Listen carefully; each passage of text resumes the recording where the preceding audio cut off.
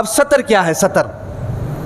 سطر کے متعلق بہت سے لوگوں کو علم نہیں. یاد رکھیں، سطر اس چیز کو کہتے ہیں جس چیز کو چھپانا واجب ہوتا ہے، جس چیز کو آپ لوگوں کے سامنے ظاہر نہ کر سکیں اس چیز کو سطر کہتے ہیں. یاد رکھیں، مجبوری ہو وہ الگ بات ہے. ڈاکٹر نے علاج کرنا ہے، سرجن نے سرجری کرنی ہے، تو وہ بامر مجبوری اس ڈاکٹر کے سامنے کھولا جا سکتا ہے. ادروائز وہ کسی کے سامنے بھی ظاہر کرنا جائز نہیں ہے، اس کو سطر کہتے ہیں.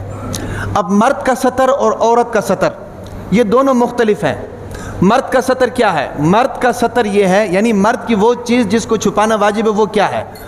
وہ یہ ہے کہ مرد کا سطر ناف کے نیچے سے لے کر گھٹنے کے نیچے تک یہ جو جگہ ہے، یہ جو ایریا ہے، یہ مرد کا سطر ہے. یاد رکھیں، یہ کیا ہے؟ مرد کا سطر ہے. اس کو ہر حال میں چھپانا واجب ہے.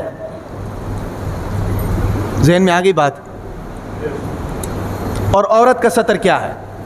عورت کا سطر جو ہے نا، یاد رکھیں، مختلف حالتوں میں عورت کے سطر کی مختلف احکامات ہیں.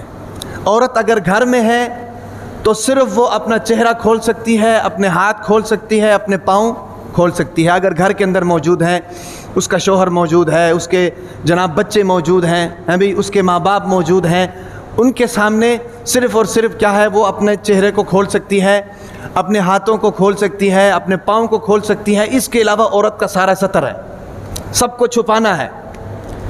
لیکن اگر بامر مجبوری عورت باہر نکل رہی ہے تو پھر اس صورت میں یاد رکھیں کہ سر کے بالوں سے لے کر پاؤں کے ناخن تک عورت سطر ہے. سمجھ آ رہی بات کی؟ عورت کا معنی ہی چھپی ہوئی چیز ہے. عورت کا معنی ہی چھپی ہوئی چیز ہے.